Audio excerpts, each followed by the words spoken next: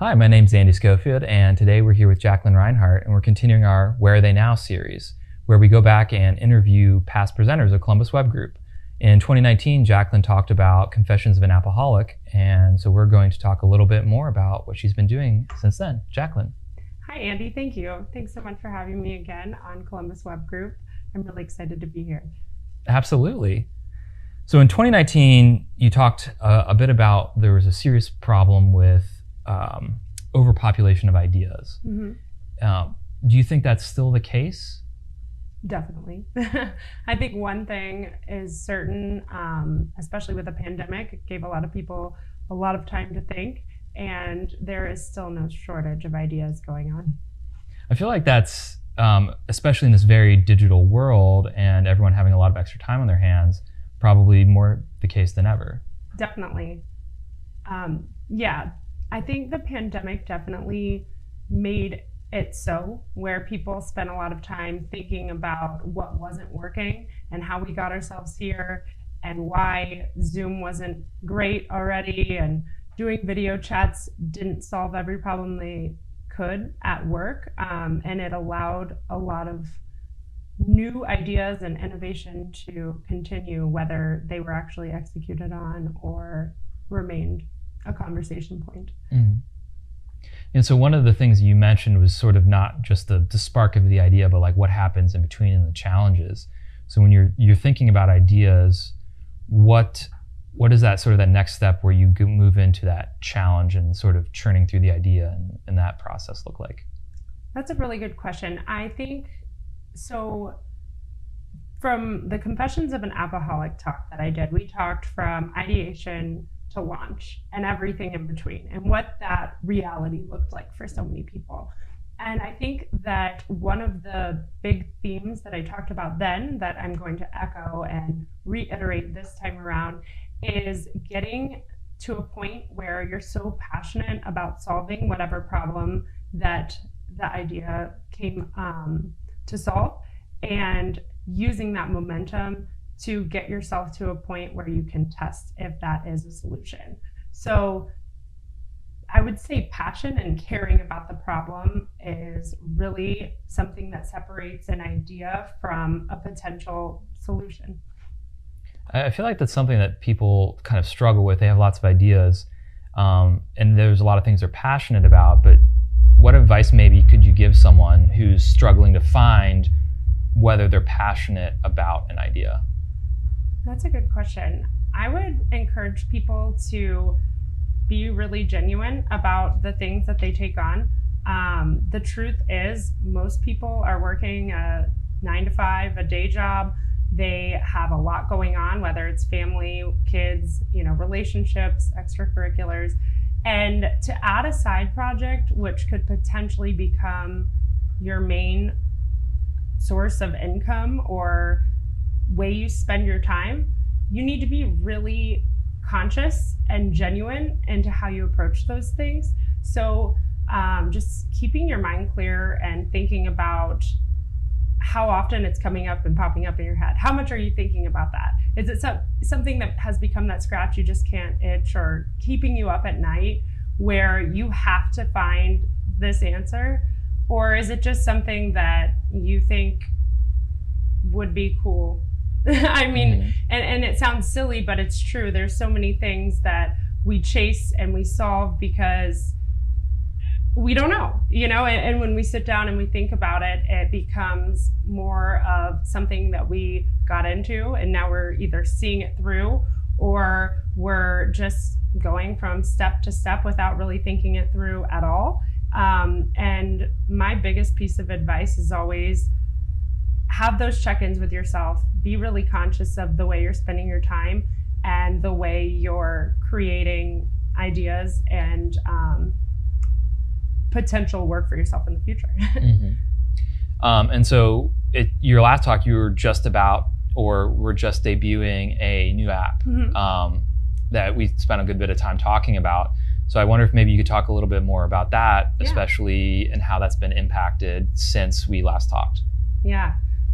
Well, it's crazy it's been 2 years, because I think about it and it feels like the other day that I was nervous to stand up at Columbus Web Group and talk, but it also has been almost a lifetime, as far as where I'm at, what I'm working on, and what consumes my time. So at the time we were talking about the Shuffle app. It was and is a application where you can create playlists of places to go and things to do, and it was all user-generated content. It was hitting a point where people were really catching on and using it, and creating the content that we needed for it to be successful.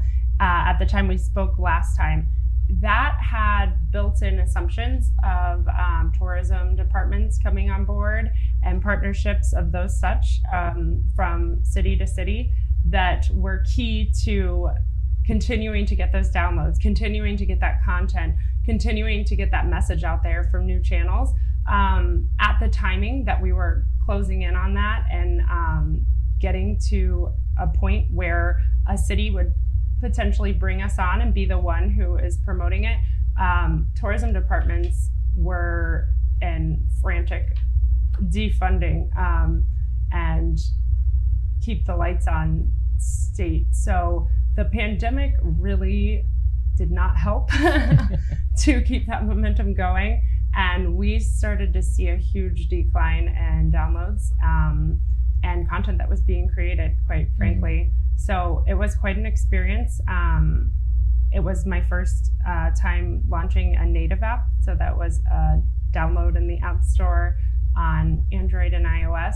And the challenges that I was learning, I was pretty fresh in at the time of our talk, to what type of friction it would introduce to the end user, and just overall where we were at, it didn't keep the momentum going to this point. So through all those challenges, I mean, obviously there's passion involved. Mm-hmm. What would you say is the biggest challenge that the passion helped you overcome when dealing with that app?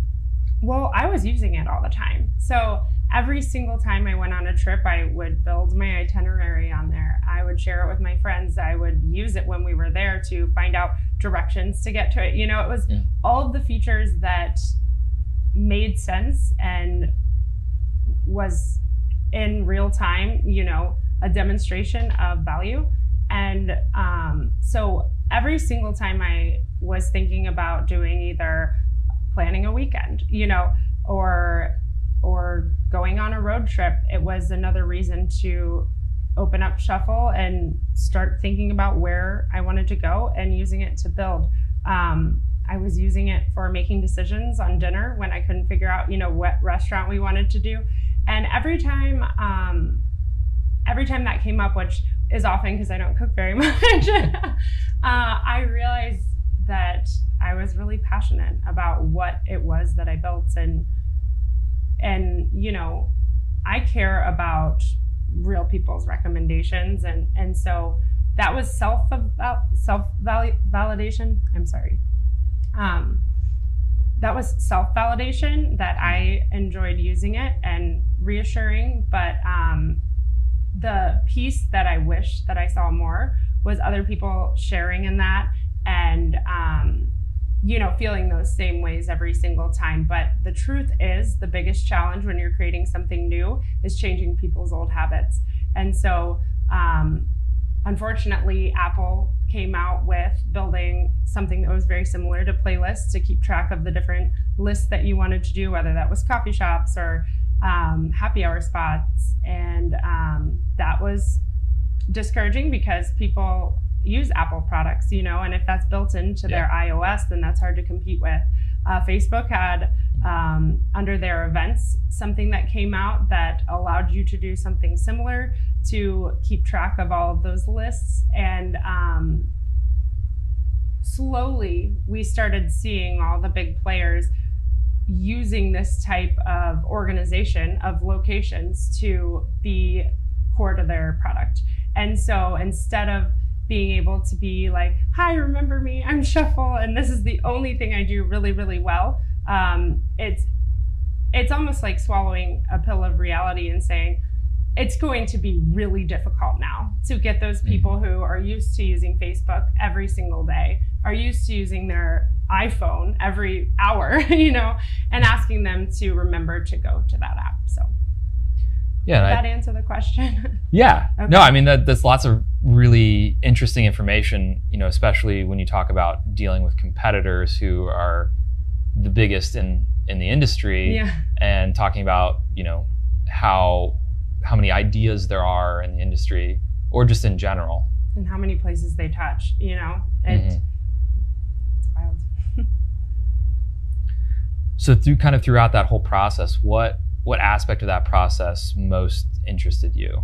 That's a tough answer. So there's a lot of pieces on that journey that were really, really exciting.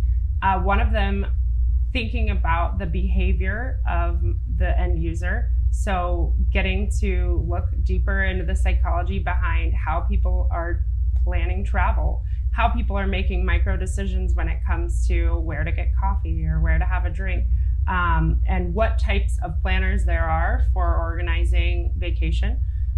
Those things were super interesting to me and made me reignited in that passion of solving that problem.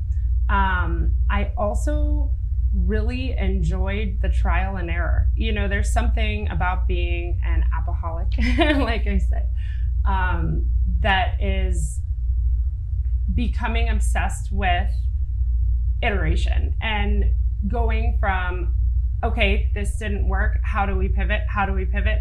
How do we make something work? To having something that is hitting all the metrics. Like, I have never been there. I would love to be there someday, but the discomfort kind of keeps me motivated. And completely honest, I enjoy that. I like finding out what doesn't work and what we can shift resources in and boost because it did work really well. Kind of finding that hidden gem of what's really moving the needle. Well, I think that makes great sense, especially with Confessions of an Appaholic. Yeah. That's just one app, and now you have a newer one that was an idea I think you mentioned maybe in a conversation we had. You picked back up. Mm-hmm. Do you want to talk a little bit about that? Yeah, I did pick it back up. So I talked on the last Confessions of an Appaholic during Columbus Web Group on my journey as an entrepreneur and all the steps that I've made. And the very first one that was me diving into the pool of entrepreneurship was picked flowers. I was 23 at the time, really just working my first job out of college and really desiring that, wanting to create something new and becoming an entrepreneur, having no clue what that actually meant. So picked flowers was an idea I had while I was working that job to take the age-old act of giving flowers and create a marketplace online where you could customize your own flower bouquet. We called it the Chipotle of flower industry. Yeah. And it was something I did put my whole heart into. It was a giant passion project of mine. 10 months operating in 2015. We sold 75 flower bouquets and really proved that other people like that idea of customizing flower bouquets. The thing that got in the way at that point was I wasn't ready to be a CEO. I had no idea what that meant. I had never worked in technology before. I was in insurance. I had no idea how to direct product, which is super important to the role that I play now. And as far as operating a business, I was completely clueless. So life got in the way in a good way, is kind of how I'd like to put it, where I took that time to decide I no longer was interested or passionate about insurance. I wanted to get really serious about learning what startup life was. And so that's when I shifted and joined a startup out in the Silicon Valley area. Saw what Series B looked like and how exciting it could possibly be.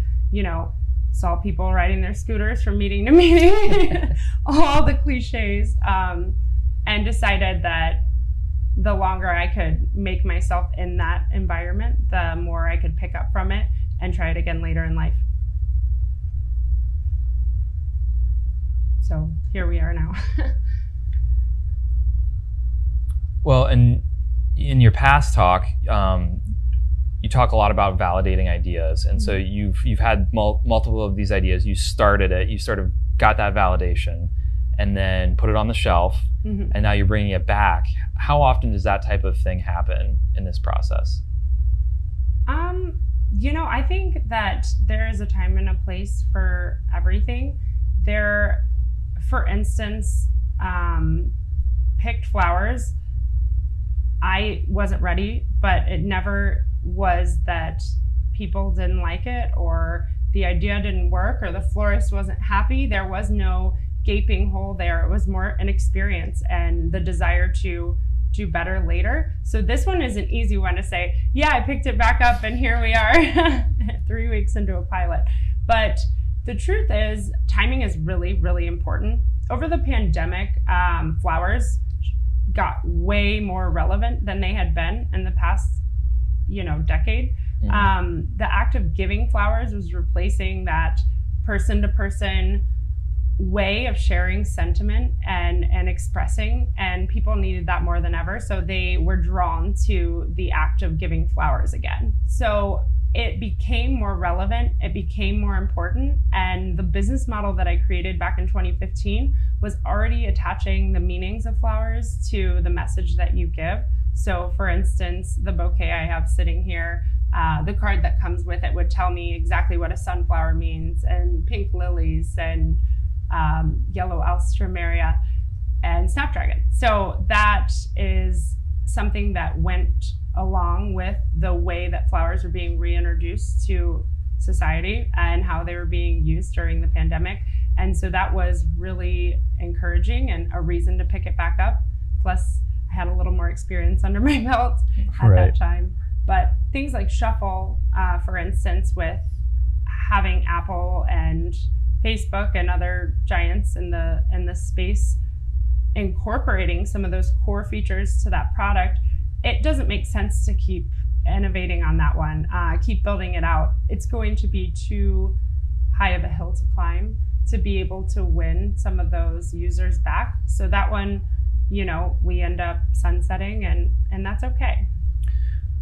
So in your previous talk, you discussed finding partners. And so as you were sunsetting Shuffle and starting to think about Picked again, what kind of thought process went through your head when you're looking for people to partner with on Picked?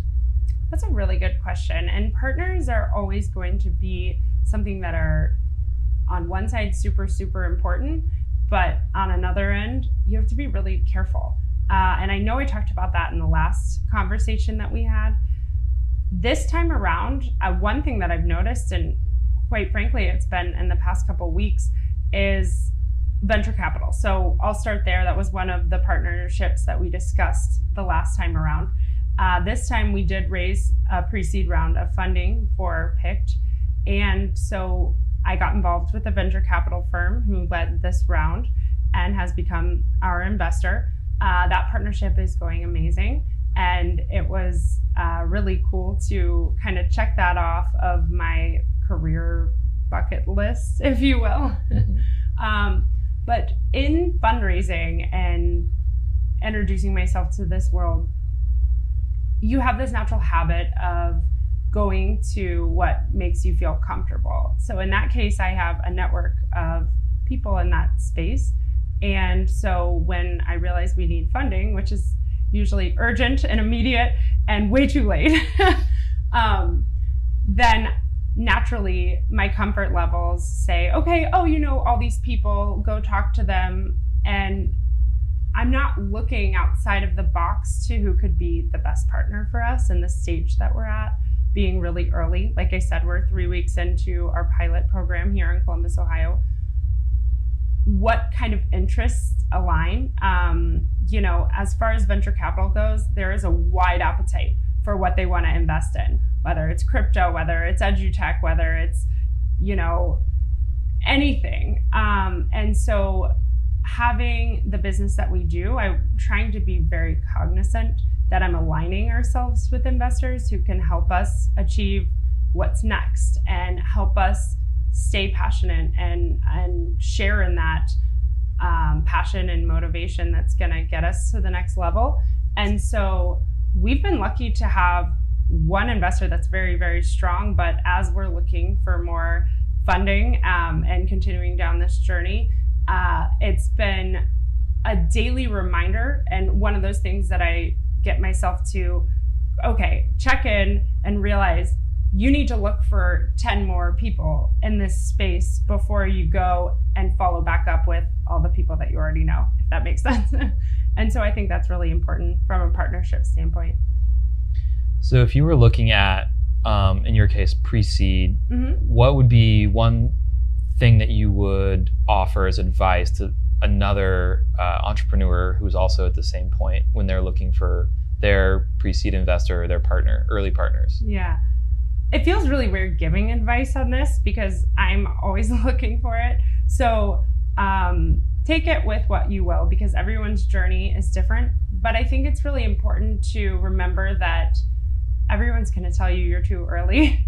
Everyone's going to try to poke holes, but staying motivated and remembering that you're the best person for this is super important during that process, because it can be discouraging. You know, the reality of fundraising is you're going to get 100 no's before you get the right yes. And that's just by nature how it goes and how it's supposed to go, because 100 investors are not perfect for your startup, and that's important to remember. So stay positive.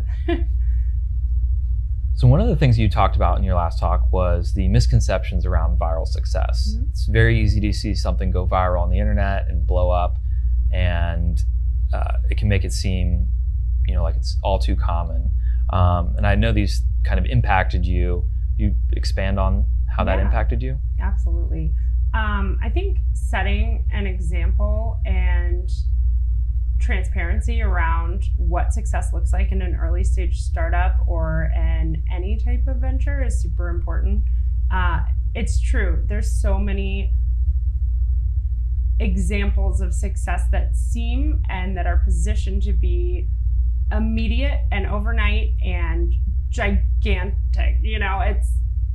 It's crazy, because in reality, you're working towards something your whole life. Like with Picked, for example, all the things that I learned in 2015 are part of what's making this a success. And in no way is it a viral overnight success, but it's going really well.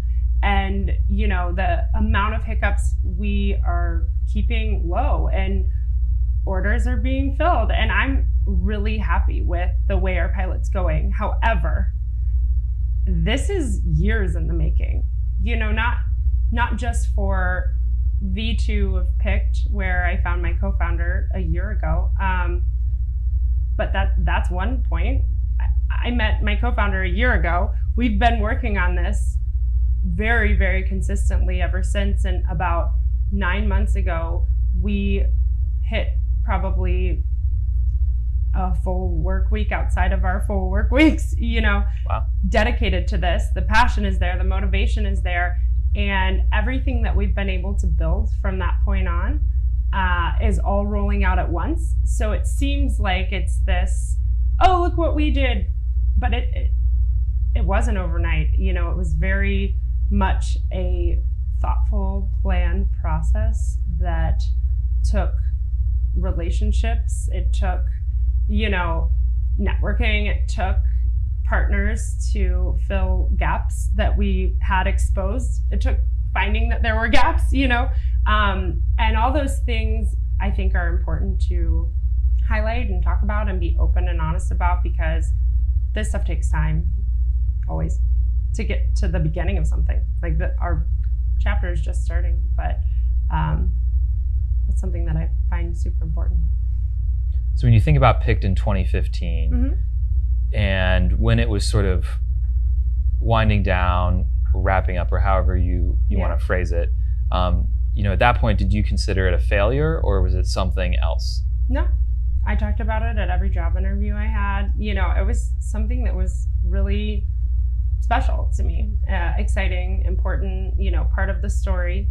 And at no point, I don't believe I've ever considered it a failure at that point, which probably made it easier to pick back up. because there was no mental block that said, oh, you've already labeled this as something that didn't work. It was more, we'll be back soon type messaging in my head. Put it on the shelf and come back to it. Yeah.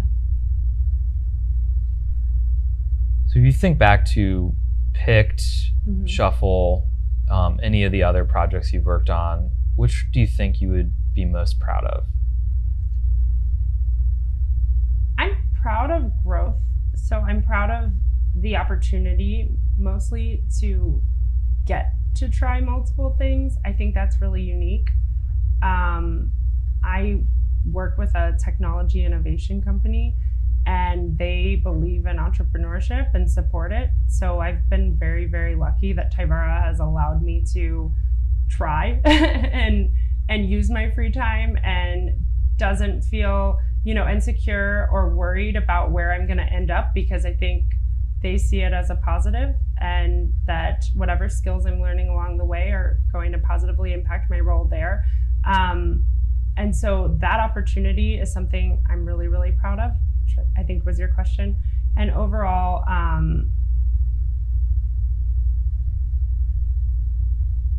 I don't want to just pick one. So that's fair. Okay. Did that answer the question? Yeah. Okay. So since your talk, a lot has happened, which we've been talking about. We know Picked is on the horizon right now. Do you have anything else that you are looking at, or is your focus completely on Picked right now? Well, I still have a full-time job right now. So my focus is definitely split, but my passion definitely lies within Picked. And I think that is a strength for where we're at right now. My co-founder is full-time on Picked. He is doing incredible things on the technology front for where we're going and the milestones we're looking to hit, and keeping us moving, and us as a team has worked really well. And I do believe Picked will become my full-time job here in the near future. But as far as what I'm excited about, I still love working in business development for technology innovation, because it allows me to work on client stuff that continues to keep me sharp, thinking about the ways people are innovating in other circumstances, in other industries, using that cross-industry knowledge to apply it to the projects that I'm working on is a pretty unique opportunity, I would say. And that is something I'm really excited about still. Yeah, I would agree. I mean, I think that's an incredible opportunity to work in business development at a tech firm when you're also developing a business that's based on technology. Yeah, it's really lucky. So, of all the things we've talked about, you've got a lot going on right now. What is next? What's the next step? I hope that Picked becomes incredibly successful. It scales to multiple cities. So right now, our pilot is in Columbus, Ohio. Next week, we're going to be onboarding a second florist. So taking on a new market and learning about all of the struggles, challenges, benefits that are going to come from having another area that we're operating in. So I'm really excited about the growth that's going to come there and everything that we're going to learn, and watch it continue to grow. We have some really exciting things on the product roadmap that are going to roll out, monthly subscription type stuff. We're working on a monthly mantra subscription. So core to our business at Picked is the flowers meanings, and it's our big differentiator. It's what makes us unique and special. And so every month we're going to have a mantra that we're going to be rolling out, and the bouquet that we picked to go with it is going to support those affirmations and meanings, and I think it's going to be really special. So really excited about that. And I guess the rest you'll have to wait and see. Fantastic. Well, you have to leave something for a surprise, right? Yeah, exactly. So what makes now different? That's a great question. Now, with Picked Flowers, we're thinking about things purely from benefiting the florist. The first time around, I cared about making a product that supported local floral shops, but I wasn't staying up at night thinking about how to improve that. I was more concerned with the customer, and I'm really glad I was, because at the time, we were groundbreaking for photo confirmation. In 2015, no one else was doing that, for flower delivery. We were really thinking about what was broken and why people didn't enjoy ordering from the 1-800-Flowers of the world. And so by combining that experience in 2015 with becoming really serious about solving a problem for the florist, we now can enter this two-way marketplace a little more prepared, because two-way marketplaces can be tough. You're constantly dealing with the chicken and the egg, who, getting users, getting customers, finding florists, getting feedback, keeping them happy, keeping them all coming back. And it's crazy, right? It's one of the hardest things you could do. But we've leaned really heavily into what was already there and created and used this V2 as a way to think more deeply about benefiting the business, who is what makes this successful. So that's been something that we're really proud of and very excited to feel more prepared in this early stage two-way marketplace that we're entering. Well, I feel like a lot has changed, especially in the technology space. Yeah. Is there any particular thing that stands out that has really enabled the two-way marketplace, or your technology platform that just didn't exist before? Yeah, so a couple things. We've discussed a little bit talking about flowers becoming more important and flower sales going up so much during the pandemic to help people share that sentiment. So that's more of an extension of that trend that we're seeing. But overall, so one of the biggest problems in the floral industry is product spoilage or waste. Over 45% of flowers end up dead before they're ever sold. And Wow. This is really a problem with the way florists operate. So without getting too in-depth and down my wormhole of the floral industry, 1-800-Flowers holds a giant monopoly over local floral shops. And they have horrible margins that keep these businesses from profiting. So they're unable to, better their digital experience. They're unable to operate their storefront the way they'd like to. Instead, they're stuck in this bad cycle of just filling orders and barely making ends meet. So although volume might be there, profit is not. That's one of the biggest problems that we still are seeing today that we're hoping to solve. We've created what is going to be the first inventory management platform that's specifically for the floral industry. And what that means is being able to keep track of real-time pricing of what these flowers are costing, the margins of what they're making for the product, and what's in stock and what needs to be pushed out. So we can leverage some of those meetings that are important that month or that time frame to what inventory is going to die. And that helps with that perishable problem that they have and keeps them operating higher margin. Well, it sounds like now you've got apps and apps. So you're just continuing to, your prior talk, Confessions of an Appaholic, Yeah. you're building a new app inside an app. Yeah, I can keep going forever. It's like those Russian balls. So for anyone watching this, how can we help support you? Well, I'm glad you asked. Just like last time, I'm always looking for feedback. We really want to make it perfect, and we really want to understand what we can improve. And so one thing that is hard for founders and for entrepreneurs is to get honest feedback.